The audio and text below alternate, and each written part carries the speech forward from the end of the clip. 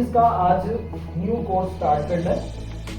New course में हमने compare करेंगे पुराने कोर्स से, एक बार देखेंगे कि क्या उन्होंने चेंजेस किए। अगर हम पुराने कोर्स को न्यू कोर्स से कंपेयर करें तो हमें कुछ थोड़ी सी डिफरेंसेस नजर आती है, इतनी बड़ी डिफरेंसेस नजर नहीं आती। ठीक है, पुराना कोर्स जो था वो भी इजी था, अगर इसको देखेंगे तो इसमें क्या डिफरेंस है उससे। अगर हम चैप्टर वाइज कंटेंट्स को देखें तो कंटेंट्स में हमें 9 चैप्टर्स नजर आते हैं। पुराने कोर्स में भी चैप्टर्स वाइज यही सिलसिला चल रहा था, लेकिन अगर हम लास्ट 8 और 9 चैप्टर देखें, ये न्यू चैप्टर्स हैं। जैसे मैग्नेटिज्म हो गया, नेचर ऑफ साइंस हो गया। ठीक है, तो मैग्नेटिज्म और नेचर ऑफ साइंस, इनमें हमने डिफरेंसेस जो है ना कोर्स न्यू कोर्स में ये डिफरेंसेस हमने देखे। अच्छा, अब अगर हम स्टार्ट करें फिजिकल क्वांटिटी एंड मेजरमेंट से, तो फिजिकल क्वांटिटी एंड मेजरमेंट्स हमें पुराने कोर्स में भी नजर आता है, लेकिन इसमें क्या फर्क होगा, इसमें ये फर्क होगा, इसमें कुछ चीजें उन्होंने एडवांस फर्स्ट ईयर लेवल तक उन्होंने इसको क्या किया, बढ़ा के आपको दिया सामने। ठीक है, मुश्किल नहीं है, पढ़ाऊंगा, आसान है, इसी वे में हम सारा क्लियर कर देंगे। उसके बाद काइनेमेटिक्स, मैकेनिक्स की ब्रांच है और हम इसमें बेसिक पढ़ते हैं। पहले भी डिस्कशन हुई है क्या कि सर हम इसमें रेस्ट, मोशन, स्पीड, वेलोसिटी, ये हमारे कोर्स का हिस्सा है। यूनिफॉर्म वेलोसिटी, यूनिफॉर्म स्पीड, सारी चीजें हम पढ़ेंगे, एक्सेलरेशन के बारे में पढ़ेंगे। ठीक है, हम इसमें इक्वेशन ऑफ मोशंस को भी डिस्कस किया करते थे पुराने कोर्स में। नए कोर्स में थोड़ी सी चीजें एडवांस होंगी, नई चीजें डाली होंगी। डायनामिक्स, हम मोशन और उसके इफेक्ट के बारे में पढ़ते हैं। काइनेमेटिक्स में सिर्फ मोशन और उसकी टाइप्स के बारे में पढ़ते हैं, लेकिन डायनामिक्स में हम उसके इफेक्ट को भी डिस्कस करेंगे। किस तरह के इफेक्ट्स हैं वो हमें सामने नजर आएंगे, जैसे फ्रिक्शनल इफेक्ट्स होते हैं, मैग्नेटिक इफेक्ट्स होते हैं, कांटेक्ट फोर्स और नॉन कांटेक्ट फोर्स वगैरह, ये सारी चीजें हम जो है डायनामिक्स में डिस्कस करेंगे। Turning effect of a force, ये बहुत इंपॉर्टेंट चीज है। ठीक है, हमारी डेली लाइफ में भी इस्तेमाल किए जाते हैं। ठीक है, तो फर्क सिर्फ इतना सा होता है कि वहां पे रोटेशनल एक जो है ना डायनामिक्स में स्ट्रेट लाइन में फोर्स लगती है, यहाँ पे रोटेशनल फोर्स लगती है। उसके बाद work energy, work energy and power. Work क्या होती है, एनर्जी क्या होती है, पावर क्या होती है, रिसोर्सेज है। ठीक है, हमें इसमें उसके सोर्सेज और रिसोर्सेज दोनों देखने को मिलेंगे। उसके बाद अगर मैं मैकेनिकल प्रॉपर्टीज ऑफ मैटर पे आऊं तो ये जो चैप्टर है ना, ये फर्स्ट ईयर का भी है। फर्स्ट ईयर में ये सारा काम जो है ना आपको नजर आता है, भाई इलास्टिक मोशन वगैरह, बट जितनी भी उसकी प्रॉपर्टीज है वो हम यहाँ पे भी पढ़ेंगे, पुराने कोर्स में भी इसमें था। उसके बाद thermal properties of matter, thermal properties of matter में कन्वेक्शन, कंडक्शन एंड रेडिएशन वगैरह सारी थी। हम इसमें जो देखेंगे वो सारे काफी चीजें इसमें होंगी। मैग्नेटिज्म नया है, 10th क्लास में भी आता है, सेकंड ईयर में भी आता है, सेकंड ईयर में एडवांस लेवल पे उसके फॉर्मूले सारी चीजें हैं। यहाँ पे आपको मैग्नेटिज्म की बिहेवियर, कितने टाइप्स होते हैं मैग्नेट की, वो सारी हम देखेंगे। उसके बाद nature of science. Nature of science क्या होती है, हम साइंस कहाँ से हमारे तक पहुंची, हमने सारी नेचर ऑफ साइंस में जो भी उसमें टॉपिक्स दिए होंगे हम उसको डिटेल में डिस्कस करेंगे। क्लियर होगी? तो हमारा ये था कंटेंट, हम इस कंटेंट के मुताबिक अपना नया कोर्स जो है ना इंशाल्लाह डिस्कस करेंगे। चलिए, इस चैप्टर में हमें क्या क्या दिया गया और आफ्टर दिस चैप्टर हमें क्या सीख जाएंगे। अगर हम इस चैप्टर के स्टूडेंट लर्निंग आउटकम्स में देखें तो हमें कुछ पॉइंट्स नजर आ रहे हैं। आप सबको नजर आ रहे हैं? ये बुक रेफरेंस के साथ उन्होंने कुछ पॉइंट्स बताए हुए हैं। अब अगर आप पहला पॉइंट देखिए कि differentiate between physical and non physical quantity. Physics के लिए फिजिकल क्वांटिटी होना बहुत जरूरी है। अगर आपने फिजिक्स को एक्सप्लेन करना है, फिजिक्स की किसी भी ब्रांच को पढ़ना है, तो फिजिकल क्वांटिटी होना जरूरी है। अब बात है कि सर फिजिकल क्वांटिटी होती क्या? सबसे बड़ा क्वेश्चन तो यही है ना कि physical, what is physical quantity. तो हम यही समझेंगे इस चैप्टर में, हमारा काम ही यही है। फिर उसने कहा कि physical and non physical quantities, तो इसका मतलब क्या, फिजिकल क्वांटिटीज और नॉन फिजिकल क्वांटिटीज में डिफरेंस होगा, हम इस बात को समझेंगे। मतलब है कि जब अगर हमें फिजिकल क्वांटिटी समझ आ गई तो हमें नॉन फिजिकल क्वांटिटी भी समझ आ जाएगी, तो जाहिर सी बात है। उसके बाद अगर हम देखें कि explain with example that physics is based on a physical quantity including these consist of magnitude and unit. तो इसका मतलब ये हमें फिजिकल क्वांटिटी की डेफिनेशन बता रहा है, ये फिजिकल क्वांटिटी की डेफिनेशन है। क्या मतलब, देखिए अगर मैं आपके सामने ये लिखता हूँ फिजिकल क्वांटिटी के लिए Q is equal to n u, ठीक है, समझ आ रही है। तो Q is equal to n u, इसमें Q का क्या मतलब है, फिजिकल क्वांटिटी।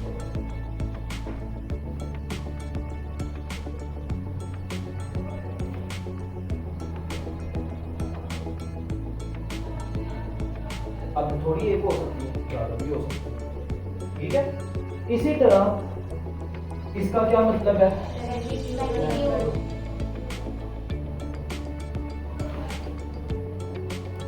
इसको हम वैल्यू भी कहते हैं, इनको हम नंबर्स भी कहते हैं, इनको हम न्यूमेरिकल वैल्यूज भी कहते हैं। और अगर हम इस चीज में इस चीज का गौर करें कि ये U, तो फिजिकल क्वांटिटी की ये चीज होना बहुत जरूरी है। ये जो मैंने U लिखा है, ये U क्या है, यूनिट है।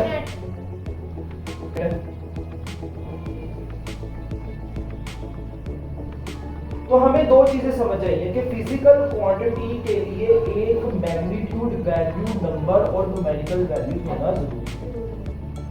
दूसरी चीज जो इसमें इंपॉर्टेंट है वो यूनिट है, कि हमेशा जब फिजिकल क्वांटिटी आएगी उसके अंदर दो चीजें लाजमी हो, ठीक है। हम चैप्टर नंबर 1 पढ़ रहे हैं और चैप्टर नंबर 1 का नाम है फिजिकल क्वांटिटी एंड मेजरमेंट।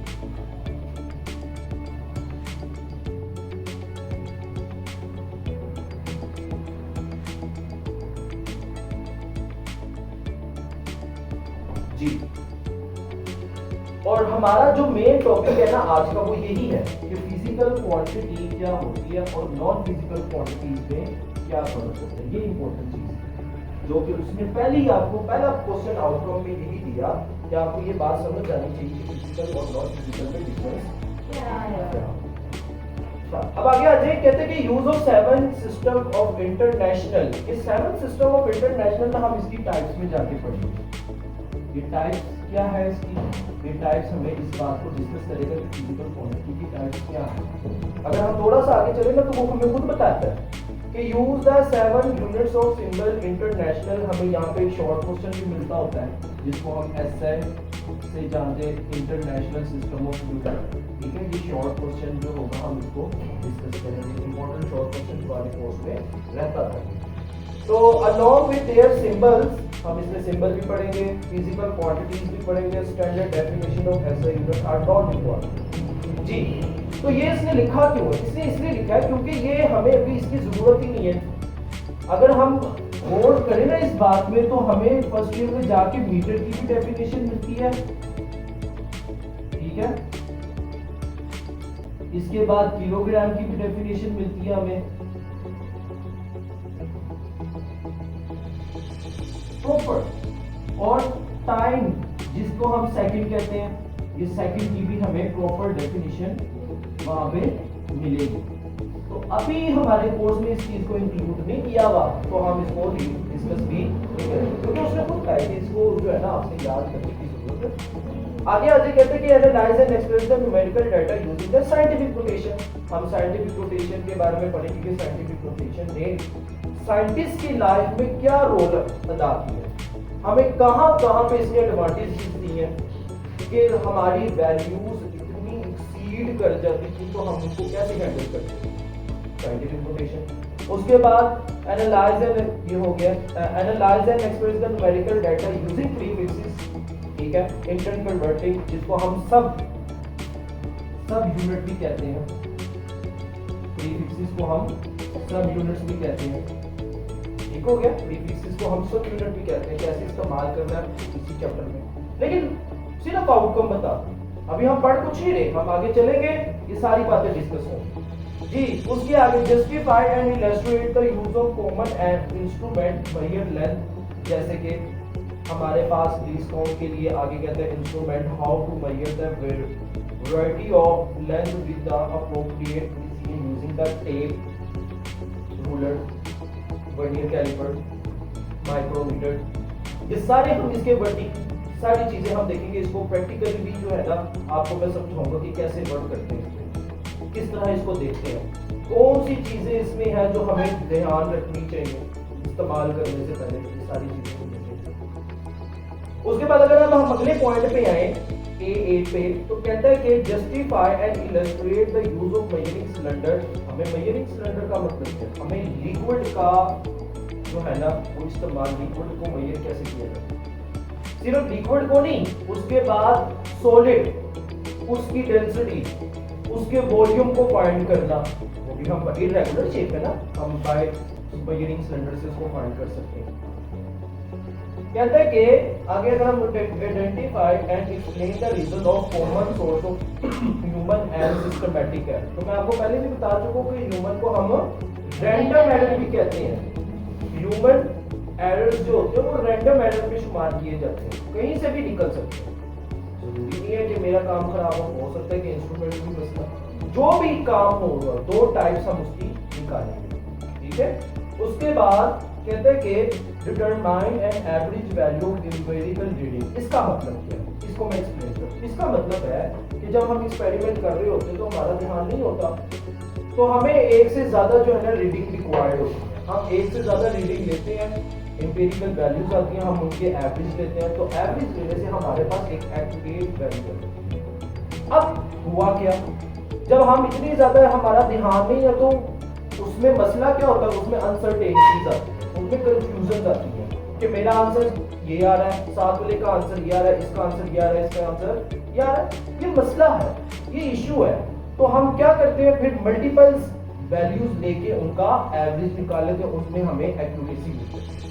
अब अगर हम यहां तक देखें ना तो इसके बाद जो पॉइंट लिखा हुआ है ना वो हमारा बड़ा इंपॉर्टेंट है, जो कि न्यू कोर्स में उन्होंने डाला है, फर्स्ट ईयर का टॉपिक है, लेकिन क्या है कि हमें यहां से सीखने को मिलेगा कि एक प्रिसाइज वैल्यू और एक एक्यूरेट वैल्यू में फर्क क्या होता है। देखिए differentiate between precision and accuracy, हम ये बात देखेंगे। राउंड ऑफ एंड आपको मैं राउंड ऑफ करने का सही तरीका समझाऊंगा। हमने पढ़ा कि 5 से बड़ा हो तो करते हैं, 5 से छोटा हो तो नहीं करते, लेकिन जब 5 हो तो फिर क्या करते हैं, ये चीज हम देखेंगे, ठीक है। फिर वो इवन और ऑड वाली बातें आती हैं, फिर असल तरीका जो है राउंड ऑफ करने का वो आपको समझाया जाएगा, ठीक है।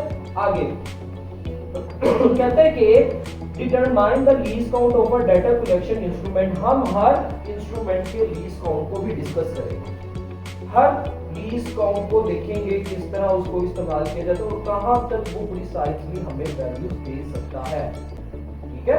हमारे लिए ज्यादा अच्छी चीज वो होती है जो हमें छोटी सी छोटी भी उसकी बताए कि कहां से कहां तक वो क्या फैली हुई है, मेरी बात समझ में। तो ये चीजें जो है ना हम इसमें, तो ये हमारा था इंट्रोडक्शन में आउटकम्स ऑफ दिस चैप्टर, कि हमें इस चैप्टर के बाद हमें ये सीखने को मिलेगा। तो अब हम ना एक एक लाइन को रीड करेंगे, उसकी रीजन ये है कि हमें अब न्यू कोर्स में इस बात का नहीं आइडिया कि क्वेश्चन कहां से उठा के वो हमें दे दे, समझ आ रही है। अब इन क्वेश्चन को हैंडल करना हमारा काम है, क्योंकि जब हम पुराना कोर्स उठाते हैं तो उसमें पिछले 30 सालों के पेपर पढ़े होते हैं, 15 सालों के, 10 सालों के पेपर पढ़े होते हैं, एक एक क्वेश्चन लिखा होता है, उस क्वेश्चन के पास पेपर बन जाते हैं, उसको डिफरेंट तरीके से अच्छा करके हमने लिखा। लेकिन अब ये न्यू कोर्स है, न्यू कोर्स में नई चीजें और कहीं से भी आ सकती है, तो हमें हमारा काम क्या, हमें एक एक लाइन रीड करनी पड़ेगी, उनमें जितने भी क्वेश्चन एक्सट्रैक्ट हो सकते हैं हम उसको निकालेंगे और नए तरीके से निकालेंगे। पुरानी डेफिनेशन पुरानी, नई डेफिनेशन में। ठीक हो गया? तो हम इस थॉट को लेके इंशाल्लाह आगे चलेंगे। अब अगर इस फिजिक्स को समझना है ना, तो इस फिजिक्स को समझने के लिए मैं बार बार एक ही बात करता हूँ कि imagination is more than knowledge. जी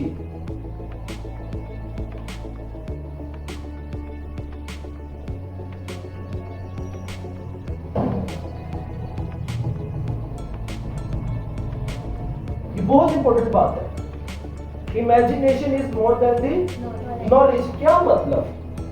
अब अगर हम पुरानी बुक में लॉर्ड कैलिवन की साइड बॉक्स में बात सुनते हैं ना, तो वो हमें ये कहता है कि देखिए, जो चीज आप सोच सकते हैं ना, जिस चीज का आप तसव्वुर कर सकते हैं, उसी चीज को आप एक्सप्रेस कर सकते हैं। उसके अलावा और कोई चीज आप एक्सप्रेस नहीं कर सकते।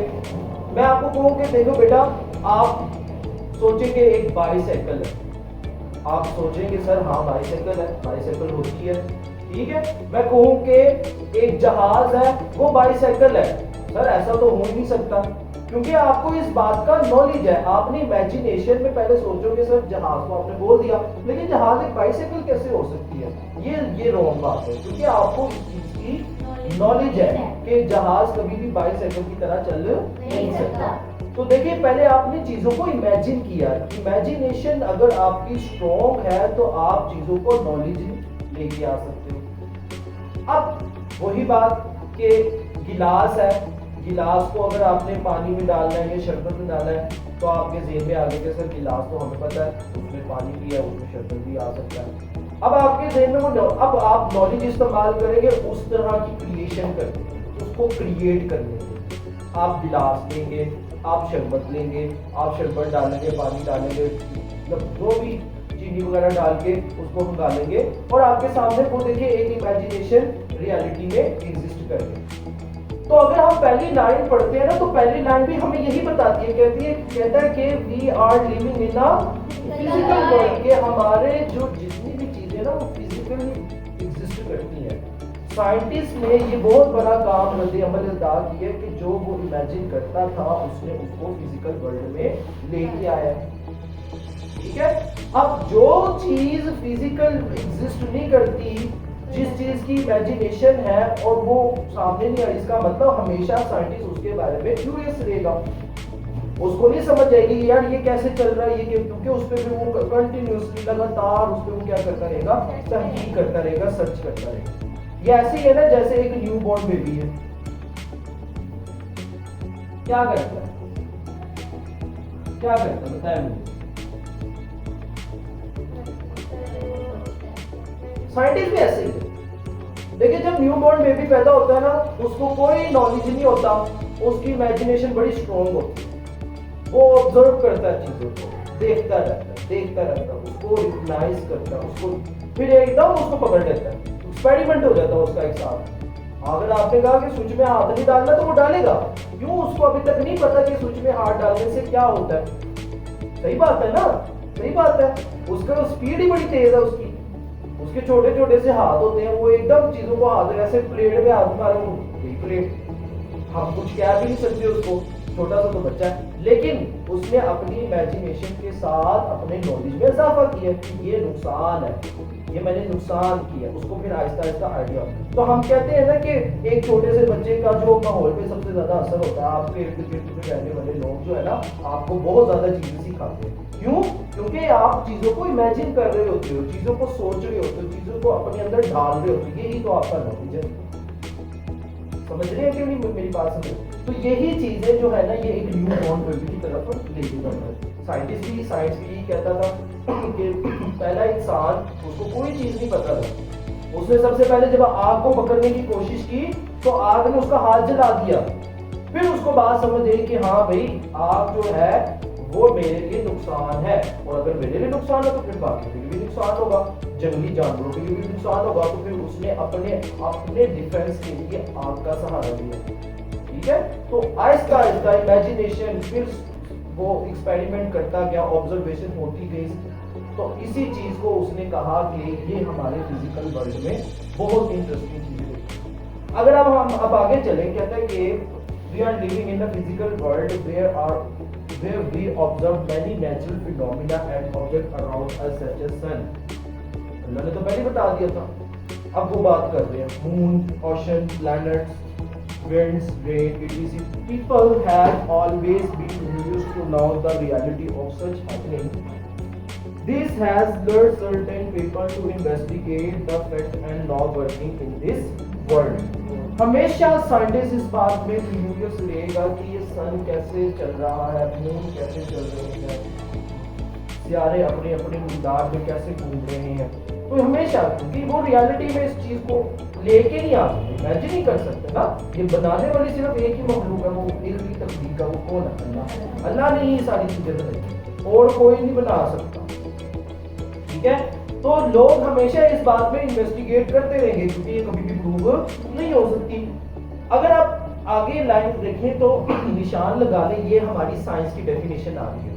कहता है कि the field of observation and experiment to understand about the world around us is known as science. ये हमारी, ठीक है, एडवांस डेफिनेशन न्यू कोर्स के मुताबिक है।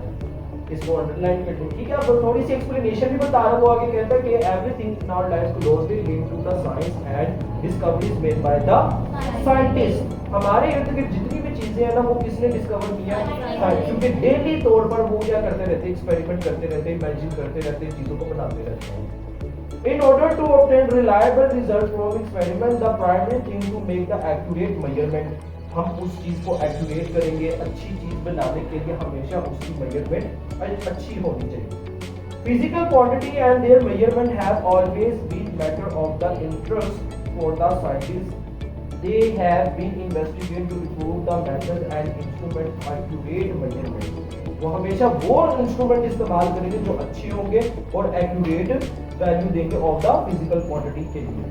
इन दिस चैप्टर अब हमने क्या करना है? In this chapter we will discuss physical quantities, their measurement and related content. हम फिजिकल क्वांटिटीज के बारे में पढ़ेंगे, हम उसकी मेजरमेंट के बारे में पढ़ेंगे। फिजिकल क्वांटिटीज क्या होती है, हमें थोड़ी बातें समझ में आई हैं। हम मेजरमेंट, इंस्ट्रूमेंट से रिलेटेड बातें, हम ये इंस्ट्रूमेंट, इनके जितने भी इंस्ट्रूमेंट होंगे फिजिकल क्वांटिटी के, वो हम इसमें डिस्कस करेंगे। तो ये जो है ना हमारा टॉपिक था।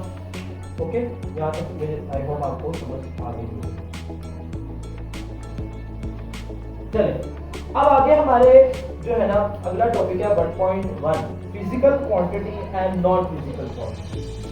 देखिए, जैसे मैंने आपको बताया, फिजिकल क्वांटिटी में हमारे पास ये सामने एक Q लिखा मैंने, एक N लिखा और एक Q लिखा।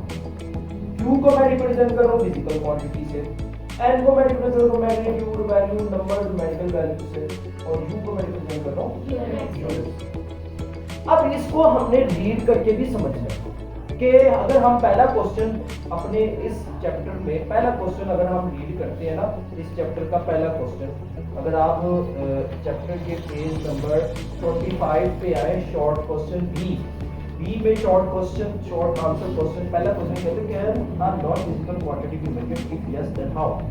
तो पहले ये तो बात समझ आनी चाहिए कि क्या नॉन फिजिकल क्वांटिटी मेजर की भी जा सकती है कि नहीं की जा सकती है। अगर नहीं की जा सकती तो सिंपल सी बात है, फिर तो हम उसका अभी कोई आंसर ही नहीं करेंगे। ठीक है, हम उसको डायरेक्टली बात करेंगे कि भाई नहीं की जा सकती। हम पहला आंसर हमारा ये होगा, आंसर का पहला जिसमें हमें नंबर मिलना है,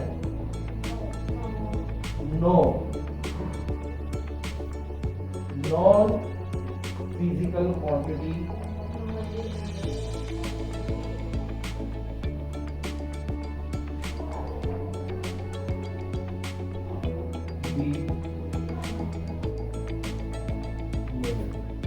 ये हमारे लिए बहुत इंपॉर्टेंट चीज होगी। हमारा क्वेश्चन एक यहाँ पे एक नंबर के लिए हमारा क्वेश्चन, बाकी फिर एक्सप्लेनेशन उसी आगे करते हैं।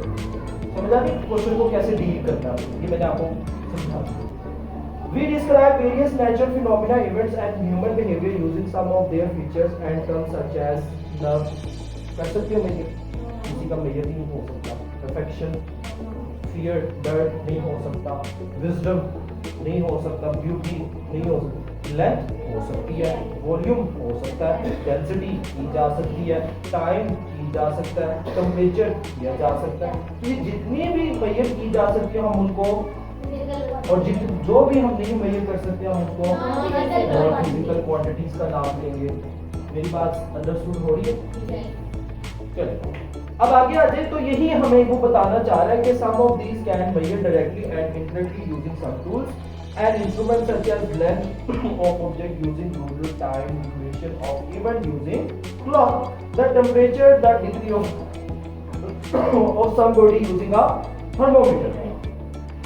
हम कर सकते हैं ये चीजें, हमारे ये चीजें की जा सकते हैं, लेकिन आगे अब अगर कहेगा कि they are called physical quantity, the foundation of physics rests upon physical quantity through which the law and principle of physics are expressed। ये आपकी फिजिक्स की डेफिनेशन है, ये आपकी फिजिक्स की डेफिनेशन आपको बता रहा है कि the foundation of physics rest upon physical quantity through which the law of principle of physics are expressed. ठीक है, तो ये हमारी जो रहेगी फिजिक्स की डेफिनेशन। उसके बाद आवर क्वांटिटी और quantities quoted above such as love, affection, fear, wisdom and beauty cannot be measured using tool and instrument।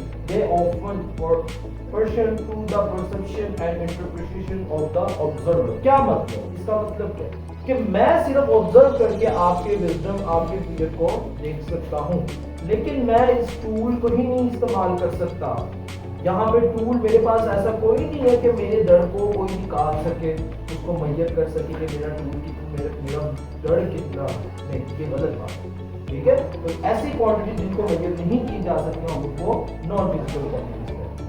They can be describe और qualitatively or compared using some predetermined criteria indicated or through survey techniques।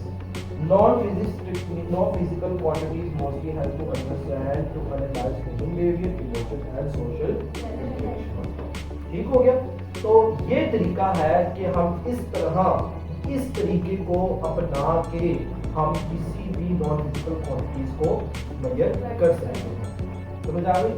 अब sir आपने तो लिख दिया कि non physical quantity का non major, हाँ physics में भी कर सकते हैं, लेकिन ह्यूमन सर्वे में क्या हो सकता है कि अगर आप एक चीज, कोई बंदा एक जो है मैं एक ऐसी खौफनाक चीज रख दूं तो उससे सारे डरते हैं, लेकिन अब मेरा सोशल एक्सपेरिमेंट है कि कौन कितना डरता है और कौन कितना कम डरता है, ये मैंने चेक करना है।